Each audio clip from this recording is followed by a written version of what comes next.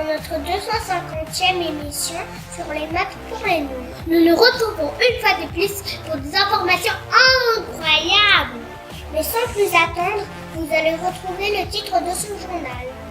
En immersion avec la famille Grognon qui a décidé de ne plus jamais faire de mathématiques. Fait divers troublants avec la disparition de bonbons dans les problèmes mathématiques. Nos journalistes sont sur place. Nous ferons ensuite intervenir notre spécialiste pour faire la différence entre plusieurs figures géométriques. C'est incroyable, certaines personnes ne savent pas faire des additions en colonnes. Nous allons vous dévoiler une technique extraordinaire.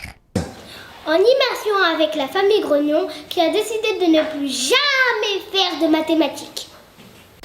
Bonjour la famille Grognon, vous avez décidé de ne plus utiliser les maths. Racontez-nous ça. C'est trop compliqué, cela crée des problèmes, alors on a décidé d'arrêter.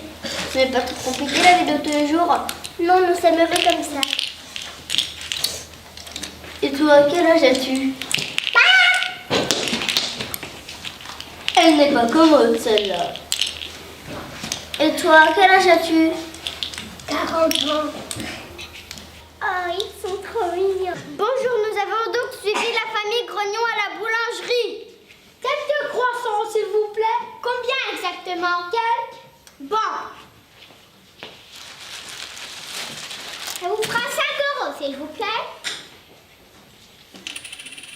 Ah non, c'est 1 €, ça ne suffit pas. Bon, vous vous dépêchez maintenant. Bon, vous ne savez pas compter ou quoi? Est-ce que c'est bon maintenant? Merci, le compte à vue. Ce n'est pas trop difficile à vivre de ne pas savoir compter. Non, nous sommes heureux avec nos 2, 5, 8, nos enfants. Sans transition, nous retrouvons notre journaliste pour une affaire troublante de disparition de bonbons. En effet, la plupart des problèmes mathématiques parlent de bonbons qui disparaissent. Mais où sont-ils? Bonjour, effectivement, je suis sur le lieu du crime et j'ai avec moi un témoin qui dit avoir vu le coupable. J'ai vu quelqu'un partir en courant par là-bas. Va fouiller mon champ. Bon, je crois que nous n'en apprendrons pas plus aujourd'hui. À vous les studios. Mais sans plus attendre, nous retrouvons notre docteur Justin Petit-Peu, notre scientifique qui va aujourd'hui nous expliquer la différence entre les formes géométriques. Monsieur Justin Petit-Peu, pourriez-vous nous expliquer comment faire la différence entre toutes ces formes? J'ai ici sur la table plusieurs formes géométriques. Et comment les distinguer, me direz-vous? Il suffit de compter la longueur des côtés. Là, il y en a 3. 1, 2, 3. Vous avez à faire un triangle. Attention, les côtés doivent être très bien droits.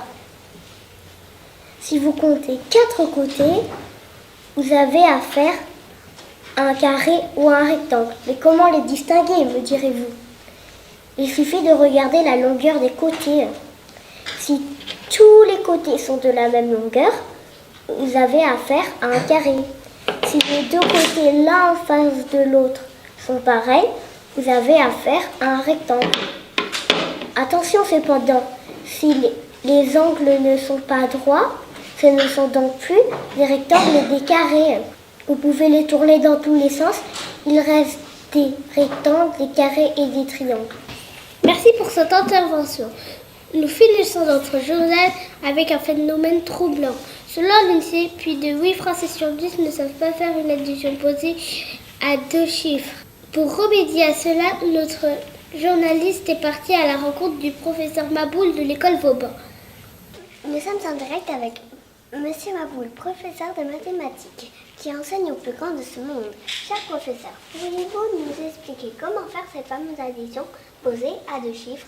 Bien sûr, ce qui est important de faire, c'est tout d'abord de bien placer les nombres. Pensez à mettre les unités sous les unités, les dizaines sous les dizaines. Ensuite, il faut additionner les unités ensemble et les dizaines ensemble. Si cela peut vous aider, tracez un trait vertical entre les chiffres pour ne pas les mélanger. 5 plus 2 égale 7. 3 plus 6 égale 9. Le résultat est donc de 97.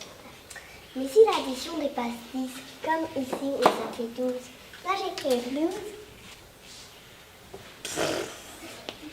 Oh non, malheureuse, la dizaine du 12, il faudra la mettre avec les autres dizaines. Vous pouvez l'écrire au-dessus pour ne pas l'oublier. Ensuite, j'additionne le tout. Ensuite, j'additionne le tout. 1 plus 4 égale 5 plus 1 égale 6. Le résultat est donc de 62. C'était notre journaliste pour cette interview en direct. C'est déjà la fin de notre journal. Merci à tous de nous avoir suivis et à demain pour de nouvelles informations.